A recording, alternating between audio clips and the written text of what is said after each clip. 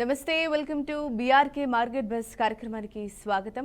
And మనీని ఎలా పెట్టుబడి పెట్టాలి, ఎక్కడ పెట్టుబడి పెట్టాలి, స్టాక్స్లో పెట్టాలా లేకపోతే బంగారంలో పెట్టాలా, సో మనీని మొత్తంగా ఎలా మేనేజ్ చేయాలి, వీటన్నిటికీ సంబంధించి అసలు ఎక్కడ పెడితే మంచిది అనే దానికి సంబంధించి కూడా మనతో పాటు మార్కెట్ నిపుణులు తేజ జగడం గారు ఉన్నారు. మరి జగడం గారిని అయితే అన్నీ అడిగి మనం క్లియర్గా వివరాలు తెలుసుకుందాం. మరి ప్రస్తుతం జగడం గారు అయితే మనకు అందుబాటులో ఉన్నారు కాబట్టి ఆయనతో మాట్లాడదాం. నమస్కారం తేజ జగడం గారు. నమస్కారం అండి సార్, మనము లాస్ట్ ఎపిసోడ్లో అయితే జనరల్గా అసలు ఇన్సూరెన్స్ పాలసీ గురించి, అసలు టర్మ్ ఇన్సూరెన్స్ పెడితే ఏంటి లాభాలు, అందులోనే ఎందుకు పెట్టాలి అనే వాటి గురించి అయితే క్లియర్గా మాట్లాడుకున్నాం సార్. మరి ఈ రోజు దేనికి సంబంధించి మనం మాట్లాడుకోబోతున్నాం? ఈరోజు బేసిక్ గా మన నిన్న మార్కెట్స్ ఎలా ఉన్నాయి, ఈ రోజు మార్కెట్స్ ఎలా బిహేవ్ చేస్తున్నాయి వాటి గురించి ఫస్ట్ డిస్కస్ చేద్దాం. Okay sir. నిన్న భారత్ మార్కెట్ లో రెండు కూడా సెన్సెక్స్ అండ్ నిఫ్టీ రెండు కూడా నెగిటివ్ గా క్లోజ్ అవడం జరిగింది. సెన్సెక్స్ అరౌండ్ 466 పాయింట్స్ డౌన్ అయ్యింది, నిఫ్టీ అరౌండ్ 124 పాయింట్స్ డౌన్ అయ్యింది. అండ్ పర్సంటేజ్ వైజ్ చూసుకుంటే రెండు కూడా ఆల్మోస్ట్ 0.5% డౌన్ అయినాయి అనమాట.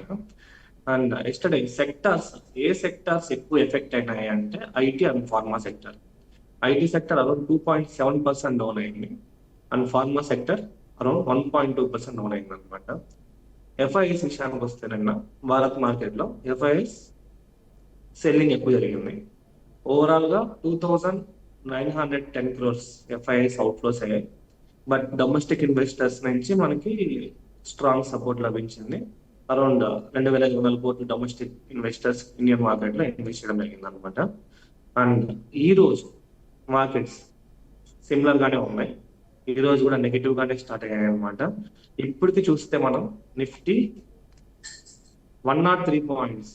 103 పాయింట్స్ డౌన్ లో రన్ అవుతుంది. అండ్ సెన్సెక్స్ విషయానికి వస్తే సెన్సెక్స్ 341 పాయింట్స్ డౌన్ రన్ అవుతుంది అనమాట ఈ రోజు. సో ప్రధాన కారణాలు ఏమని చెప్పుకోవచ్చు అంటే మార్కెట్ పడడానికి మనకి ఒకటి H1B వీసా ఫీజెస్ పెంచడం ఒకటి జరిగింది. సో దానివల్ల మేజర్ గా ఐటీ సెక్టర్ ఎఫెక్ట్ అవుతా ఉంది. అండ్ రూపీ వీక్నెస్ అంటే మన రూపీ డాలర్ తో కంపేర్ చేస్తే పడుతుంది అనమాట. ఇప్పుడు కరెంట్లీ 88.45, లాస్ట్ వీక్ చూస్తే 87.95 లో ఉన్న రూపీ ఈరోజు 88.45 అంటే ఫర్దర్ గా డౌన్ అయింది అనమాట. ఆల్ టైమ్ లోకి వచ్చింది మళ్ళీ. అది కాకుండా ఫారిన్ ఇన్వెస్టర్స్ యథావిధిగా ఈ రోజు కూడా అమ్మకాలు చేస్తున్నారనమాట ఇండియన్ మార్కెట్ లో. అదొక రీజన్ అనుకోవచ్చు. అండ్ ఈ రోజు యుఎస్ మార్కెట్స్ చూస్తే కంప్లీట్ పాజిటివ్ గా క్లోజ్ అయినాయి. S&P 500 కావచ్చు, డౌ జోన్స్ కావచ్చు, నాస్డాక్ కావచ్చు, ఇవన్నీ పాజిటివ్ గానే క్లోజ్ అయ్యాయి అనమాట. యూరోప్ మార్కెట్స్ అయితే మిక్స్డ్ సిమ్టమ్స్ చూసాము, కొన్ని పాజిటివ్ గా ఉన్నాయి, కొన్ని నెగిటివ్ గా ఉన్నాయి. సో గ్లోబల్ మార్కెట్స్ మిక్స్డ్ గా ఉండడం వల్ల ఇండియన్ మార్కెట్స్ కూడా నెగిటివ్ అటు ఇటు బిహేవ్ చేసే స్కోప్ ఉంది అనమాట. ఎందుకంటే మనకి ఆల్మోస్ట్ 90% ఇండియన్ మార్కెట్స్ కూడా గ్లోబల్ మార్కెట్స్ ఫాలో అవుతాయి. ఎక్సెప్ట్ మనకి స్ట్రాంగ్ డొమెస్టిక్ ఫ్యాక్టర్స్ ఏవైనా పాజిటివ్స్ ఉంటే తప్ప గ్లోబల్ మార్కెట్స్ 90% ఫాలో అవడం జరుగుతుంది అనమాట. అది కాకుండా ఐటీ సెక్టర్ మనం చూస్తే లాస్ట్ వీక్ మొత్తం పాజిటివ్ గా ఉంది. ఆ పాజిటివ్నెస్ వల్ల ఇప్పుడు ప్రాఫిట్ బుకింగ్ చేస్తున్నారు అనమాట. ఎఫ్ఐఎస్ ఐటీ సెక్టర్ లో ప్రాఫిట్ బుకింగ్ జరుగుతుంది ఎక్కువగా. అదే విధంగా మనకి నిఫ్టీ రెసిస్టెన్స్ విషయానికి వస్తే ఇప్పుడు 25,150 అనేది నిఫ్టీకి ఇమీడియట్ సపోర్ట్ లెవెల్ ఉంది అనమాట. అది బ్రేక్ అయ్యి దానికన్నా కింద ఫర్దర్ గా నిఫ్టీ ఇప్పుడు ట్రేడ్ అవుతుంది. సో టెక్నికల్ గా వీక్ ఉంది అనమాట. మనకి మళ్ళీ రెసిస్టెన్స్ సపోర్ట్ ఎప్పుడు ఉందంటే 25,050 దగ్గర సపోర్ట్ ఉంది. అది కూడా బ్రేక్ అయితే 24,900 ఆ రేంజ్ లో నిఫ్టీని చూడాల్సి వస్తుంది అనమాట మనం. అండ్ ఈ రోజు మనం నిఫ్టీలో top gainers and top losers విషయానికి వస్తే టాప్ గెయినర్స్ ఈ రోజు అదానీ ఎంటర్ప్రైజ్ 1.89% హై అయింది.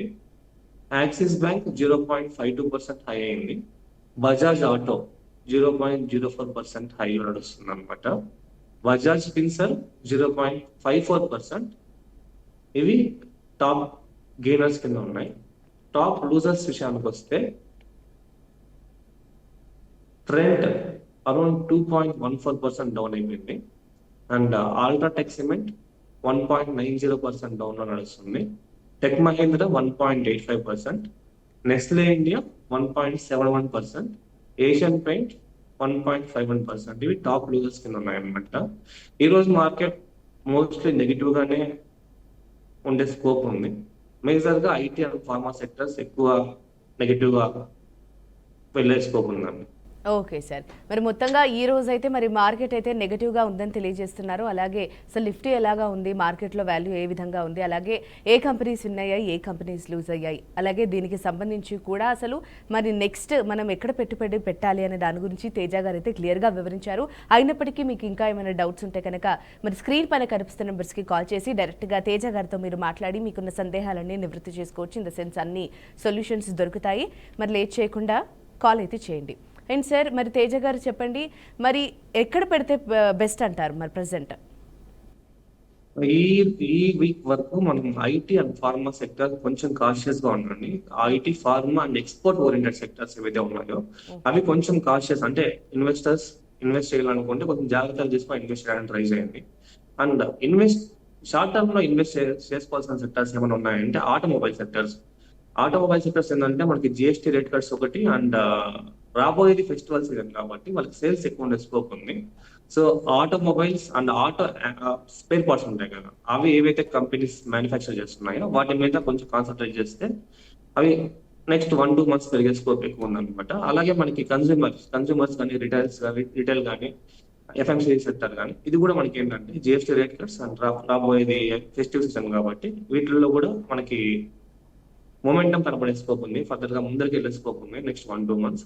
అండ్ ఇంకొకటి మనకి ఇన్ఫ్రా సిమెంట్ సెక్టర్స్ ఏమంటే లాస్ట్ ఇయర్ తో పోలిస్తే ఇన్ఫ్రా అవుట్పుట్స్ అనేది మనకి 6.3% రైజ్ అయినాయి అనమాట. లాస్ట్ ఇయర్ ఆగస్ట్ పోలిస్తే ఈ ఇయర్ ఆగస్ట్ 6.3% రైజ్ అయినాయి. So infra and cement sectors కూడా షార్ట్ టర్మ్ లో మనకి ర్యాలీ చేసుకోకుండా అనమాట. సో కాషియస్ గా ఉండాల్సిన sectors IT, pharma and export oriented sectors ఒకటి కొంచెం కాషియస్ గా ఉండండి. కాన్సన్ట్రేట్ చేసిన సెక్టర్స్ ఆటోమొబైల్ సెక్టర్స్ ఒకటి, ఆటో స్పేర్ పార్ట్స్ ఒకటి, consumer retail and FMC sectors ఒకటి, ఇన్ఫ్రా ఒకటి కాన్సన్ట్రేట్ చేసుకోవచ్చు అనమాట షార్ట్ టర్మ్ అయితే. మీరు లాంగ్ టర్మ్ ఇన్వెస్టర్ అయితే ఏదైతే మనకి ఐటీ సెక్టర్ మన డిప్స్ కరెక్షన్స్ జరుగుతున్నాయో ఆ కరెక్షన్స్ లో డిప్స్ లో ఇన్వెస్ట్ చేసుకొని లాంగ్ టర్మ్ లెసన్స్ ఒక 8 months to 12 months లో మళ్ళీ బౌన్స్ బ్యాక్ అయినప్పుడు ప్రాఫిట్ బుకింగ్ చేసుకుంటే కొంచెం మంచిగా ఇది ఉంటుంది అనమాట. అండ్ స్టాక్స్ విషయానికి వస్తే ఈ రోజు కొన్ని బ్రోకర్ హౌసెస్ మనకి సజెస్ట్ చేసిన స్టాక్స్ నిన్న పర్టికులర్ గా నిన్న గురించి మాట్లాడుతున్నాను. అపోలో టైర్స్ అనేది ఐసిఐసిఐ డైరెక్ట్ సజెస్ట్ చేసింది అనమాట. ఇప్పుడు కరెంట్ ప్రైస్ 491 ఉంది. వాళ్ళు ఇచ్చిన టార్గెట్ 565 ఇచ్చారనమాట. అపోలో టైర్స్ అన్ని సజెస్ట్ చేసింది ఐసిఐసిఐ డైరెక్ట్ అనమాట. రికమెండేషన్ నిన్న వచ్చింది. ఇప్పుడు 491 ఉంది. 565 అనేది టార్గెట్ ప్రైస్ అనమాట. 15% అప్సైడ్ పొటెన్షియల్ ఉంది. ఇక్కడ నుంచి 15% అప్సైడ్ పొటెన్షియల్ ఉంది. అండ్ ఇంకొకటి జేఎస్డబ్ల్యూ ఎనర్జీ, ఇది యాక్సిస్ డైరెక్ట్ సజెస్ట్ చేస్తుంది అనమాట. ఒకటి అపోలో టైర్స్, రెండోది JSW energy. Axis direct suggest చేసిందండి. ఇప్పుడు కరెంట్ ప్రైస్ 548 ఉంది. టార్గెట్ ప్రైస్ వచ్చి 705 ఉంది. Current price 548, target price 705. Upside potential 28%. Okay sir, మనకి నెల్లూరు నుంచి అయితే ఒక కాలర్ వెయిట్ చేస్తున్నారు, రత్నం గారు అని చెప్పేసి. కాలర్తోనే మాట్లాడదాం. నమస్కారం రత్నం గారు. నమస్తే మేడం. సార్తోనే మాట్లాడండి. సార్ నమస్తే sir. Sir mutual fund Bandhan infrastructure fund sir గత ఆగస్టులో వన్ టైమ్ అది పెట్టాం సార్. 10 lakhs 10,000 అది అవును సార్. ఇప్పుడు చూస్తే -13-14% వచ్చింది అట. ఏంటి సార్ అది? ఓకే, ఇక్కడ మీరు ఒకటి గమనించాలి రత్నం గారు, మీరు ఇన్వెస్ట్ చేసిన మ్యూచువల్ ఫండ్ ఏదైతే ఉందో సెక్టర్ మ్యూచువల్ ఫండ్ అన్నమాట. అంటే ఒక్క సెక్టార్ ని మాత్రమే ఫోకస్ చేస్తుంది. ఇప్పుడు మీరు బంధన్ ఇన్ఫ్రాస్ట్రక్చర్ ఫండ్ ఇన్వెస్ట్ చేశారు కాబట్టి అది ఇన్ఫ్రాలో మాత్రమే ఇన్వెస్ట్ చేస్తుంది అనమాట. మీకు లాస్ట్ 1.5 year నుంచి ఇన్ఫ్రా డౌన్ లోనే ఉంది. సో ఆబ్వియస్ గా మీకు రిటర్న్స్ అనేవి నెగిటివ్ గానే ఉంటాయి. మీరు ఏదైతే సెక్టార్ ఫండ్స్ లో ఇన్వెస్ట్ చేస్తున్నారో వాటికి మినిమం 5 years టైం ఇవ్వాలన్నమాట. ఇవి ఎలా ఉంటుందంటే అండి, ఈ ఇయర్ మీరు 13% నెగిటివ్ లో ఉంది అంటారు, నెక్స్ట్ ఇయర్ కూడా 10% నెగిటివ్ లో ఉండే ఛాన్స్ ఉండొచ్చు. కానీ ఒకే ఇయర్ లో 70, 60, 80% రిటర్న్ వచ్చే స్కోప్ ఉంది. సో మీరు 5 years యావరేజ్ చూసుకుంటే మీ రిటర్న్స్ అనేది ఆటోమేటిక్ గా మంచిగా కనపడతాయి. ఎందుకంటే ఇన్ఫ్రా మనకి future infra, so India infra మీద ఎక్కువ కాన్సన్ట్రేట్ చేస్తుంది. సో సెక్టార్ అయితే మంచి సెక్టారే, అండ్ ప్రధానికి కొంచెం టైం ఇవ్వాలి, మనం ఒక 5 years టైం ఇవ్వాల్సి వస్తుంది. రిటర్న్స్ అయితే మంచిగానే వస్తాయి. మీరు బిగినర్ అయితే బేసిక్ గా సెక్టార్ ఫండ్స్ కన్నా మీరు large cap funds, mid cap funds లో ఇన్వెస్ట్ చేసుకుంటే రిస్క్ అనేది కొంచెం తక్కువ ఉంటుందండి. ఎందుకంటే ఇప్పుడు మీకు సెక్టార్లో డైవర్సిఫికేషన్ లేదు, ఒకే సెక్టార్ లో ఇన్వెస్ట్ చేస్తారు. ఇప్పుడు ఆ సెక్టార్ పెరిగితే పెరుగుతుంది, ఆ సెక్టార్ పడితే పడుతుంది. ఎగ్జాంపుల్ చెప్తున్నానండి, ఇప్పుడు యుఎస్ H1B వీసా ప్రైజెస్ వల్ల అండ్ లాస్ట్ కొన్ని మంత్స్ నుంచి ఐటీ సెక్టార్ పడుతుంది. ఎందుకు పడుతుంది? ఆ పర్టికులర్ సెక్టార్ ఎక్కువ ఇంపాక్ట్ అవుతుంది అనమాట. సో మీకు లాస్ట్ 1 year రిటర్న్ చూసుకుంటే ఐటీలో ఏముంటుంది, ఏముండదు, నెగిటివ్ రిటర్న్స్ కనబడతా ఉంటాయి. సో ఇవి క్లియర్ అయిపోయినాయి అనుకోండి, ఆటోమేటిక్ గా నెక్స్ట్ ఇయర్ పాజిటివ్ లోకి వస్తుంది. ఒకే ఇయర్ మీకు 40%, 50% రావడం వల్ల మీ మ్యూచువల్ ఫండ్స్ ఏదైతే ఉందో యావరేజ్ అయిపోతుంది. సో మీరు ఎప్పుడైతే సెక్టార్ ఇన్వెస్ట్ చేస్తున్నారో అప్పుడు డైవర్సిఫికేషన్ లేదనమాట. మీరు బిగినర్ అయితే లార్జ్ క్యాప్ కానీ, మిడ్ క్యాప్ కానీ, స్మాల్ క్యాప్ కానీ ఏదైనా ఇన్వెస్ట్ చేయండి. ఎందుకంటే అక్కడ సెక్టార్స్ డైవర్సిఫికేషన్ జరుగుతుంది. ఒకే సెక్టార్ లో పెట్టరు, మల్టిపుల్ సెక్టార్ లో పెడతారు అనమాట. అది కూడా మీరు రిస్క్ టేకింగ్ ఎబిలిటీ బట్టి ఉంటుందండి. మీరు లాంగ్ టర్మ్ పెట్టారా, షార్ట్ టర్మ్ పెట్టారా, దాన్ని బట్టి మీరు డిసైడ్ అవ్వాల్సి వస్తుంది. రైట్ రత్నం గారు, థ్యాంక్స్ ఫర్ కాలింగ్ అండి. ఐ హోప్ మీరు అనుకున్న మీన్స్ ఇన్ ద సెన్స్ మీకు ఏదైతే డౌట్ ఉన్నాయో అవి సార్ అయితే క్లియర్ చేశారండి. అండ్ సార్ మరొక కాలర్ లక్ష్మి గారు విజయవాడ నుంచి వెయిట్ చేస్తున్నారు, కాలర్తో మాట్లాడదాం. నమస్కారం లక్ష్మి గారు. నమస్తే మేడం. సార్తో మాట్లాడండి. సార్తో మాట్లాడండి. నమస్తే సార్, మా దగ్గర అతుల్ ఆటో 650లో బై చేశానండి. ఇంకో స్టాక్ స్టాక్ నేమ్ అండి? అతుల్ ఆటో అండి. అతుల్ ఆటో అటా సార్? అతుల్ ఆటో 650లో బై చేశాను. Okay okay okay. ఏ ప్రైస్ లో బై చేశారండి? ఇప్పుడు 516 ఉంది. అవునండి. మీరు ఏ ప్రైస్ లో బై చేశారు? 650 అండి. 650 లో బై చేశారా? ఇప్పుడు ప్రెసెంట్ అయితే టెక్నికల్ గా వీక్ గానే ఉంటుంది స్టాక్. బేసిక్ గా 200 మూవింగ్ యావరేజెస్ కన్నా 50 మూవింగ్ యావరేజ్ కింద రన్ అవుతుంది. ఇప్పుడిప్పుడే కొంచెం మొమెంటం చూపిస్తుంది. అప్ వెళ్తే మాత్రం మీకు మీరు అనుకున్న ప్రైస్ అయితే వచ్చే స్కోప్ ఉంది. అండ్ ఒకసారి నేను క్వార్టర్ రిజల్ట్స్ కూడా చెక్ చేస్తున్నాను. క్వార్టర్ రిజల్ట్స్ కూడా చూడండి, లాస్ట్ ఇయర్ తో పోలిస్తే ఈ ఇయర్ జూన్ క్వార్టర్ మంచిగానే రిజల్ట్స్ పోస్ట్ చేసింది అనమాట. లాస్ట్ ఇయర్ జూన్ లో మీకు 1.35 crores పాజిటివ్ గా పాజిటివ్ ప్రాఫిట్ బుక్ చేస్తే ఇయర్ 3.25 crores ఉంది. మీరు సెప్టెంబర్ క్వార్టర్ చెక్ చేసి దాన్ని బట్టి దాన్ని డిసైడ్ చేద్దామండి. ప్రెసెంట్ అయితే కొత్తగా యావరేజ్ చేయకండి, ఏమి చేయకండి, జస్ట్ ఉన్నది హోల్డ్ చేయండి. సెప్టెంబర్ క్వార్టర్ చూసిన తర్వాత దాన్ని బట్టి దాన్ని డిసైడ్ చేద్దాం ఏం చేద్దామండి. సెప్టెంబర్ క్వార్టర్ మంచిగా రిజల్ట్స్ పోస్ట్ చేస్తే ఆటోమేటిక్ గా మీ ప్రైస్ క్రాసెస్. ఇంకో స్టాక్ సార్, డిఈఎంఎల్ అండి. డిఈఎంఎల్ అంటే సార్? డిఈఎంఎల్ 4700 లో బై చేశానండి. లక్ష్మి గారు ఒకసారి క్లియర్ గా చెప్తారా దాని గురించి? డిఈఎంఎల్ అండి. ఓకే, మీకు అర్థమైందా ఝాన్సీ గారు? డిఈఎంఎల్ అంటే సార్ డిఈఎంఎల్ అనే దాంట్లో తను పెట్టుబడి పెట్టారట స్టాక్స్ కి సంబంధించి, దాని గురించి అడుగుతుంది. అలాంటి స్టాక్ కనబడట్లేదు, డిఎంఎల్ కనబడట్లేదు. డిఈఎంఎల్ అండి. మాకు మీరు చెప్పేది క్లియర్ గా అర్థం అవ్వట్లేదు, అది ఎంతసేపు డిఈఎంఎల్ అనే వినిపిస్తోంది. బిఈఎంఎల్. ఓకే సార్, బిఈఎంఎల్ అంటే సార్ 47 లో కొన్నామండి. ఓకే బిఎంఎల్ లిమిటెడ్ ఏ ప్రైస్ లో కొన్నారండి? ఇప్పుడు 4337 ఉంది. 4700 కొన్నారా? అవునండి. ఇది పాజిటివ్ గానే ఉందండి, ఇది కంటిన్యూ చేయండి. ఒకవేళ యావరేజ్ చేసుకోవాలని యావరేజ్ చేసుకోవచ్చు. Okay thank you sir. Right Lakshmi గారు, థ్యాంక్ యూ సో మచ్ అండి. అండ్ సార్ మరొక కాలర్ విజయవాడ నుంచి శ్రీదేవి గారు అయితే ఉన్నారు. శ్రీదేవి గారితో మాట్లాడదాం. నమస్తే శ్రీదేవి గారు. హలో. నమస్తే అండి, సార్తోనే మాట్లాడండి. హలో. శ్రీదేవి గారు చెప్పండి.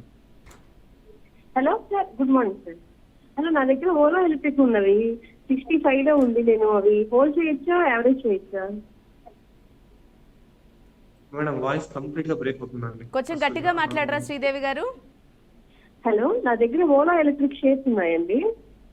Okay, Ola Electric. Okay, Ola Electric ఏ ప్రైస్ లో కొన్నారండి? అది 65 యావరేజ్ ఉన్నది. అవి ఇంకా ఎక్కువగా చేసుకోవచ్చు అంటారా, లేకపోతే సెల్ చేయాలంటారా?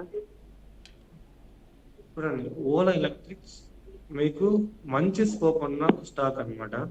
మీరు 5 years 7 years 10 years పెట్టుకుందాం అనుకుంటే ఎస్ఐపి మోడ్ లో చేసుకోవడం చాలా బెస్ట్. అది 10x 20x 30x ప్రొడక్షన్ ఉన్న స్టాక్ మార్కెట్స్ ఫేవరబుల్ గా ఉంటే ఖచ్చితంగా మీకు 20x 30x వచ్చేది కూడా స్కోప్ ఉంది. మంత్లీ తక్కువ అమౌంట్ ఎస్ఐపి మోడ్ లో చేసుకోండి. లాంగ్ టర్మ్ లో అయితే మంచి బెనిఫిట్ ఉంటుంది అన్నమాట. ఓకే, థ్యాంక్ యూ ఎందుకంటే శ్రీదేవి గారు.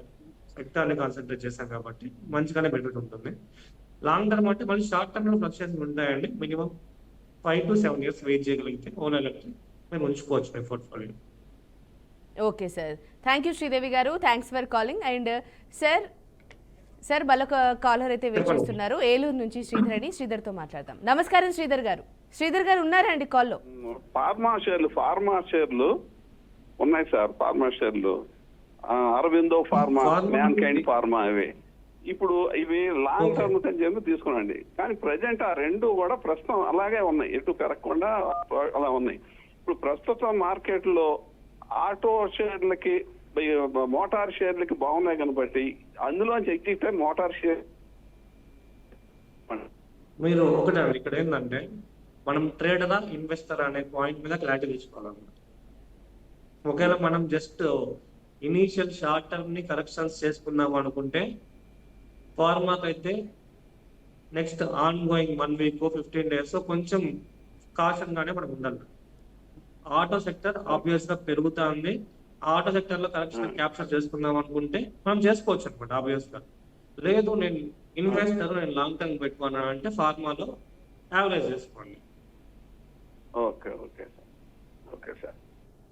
ఇప్పుడు నేనేం చేస్తా చెప్పండి, నా ఎగ్జాంపుల్ చెప్తున్నా.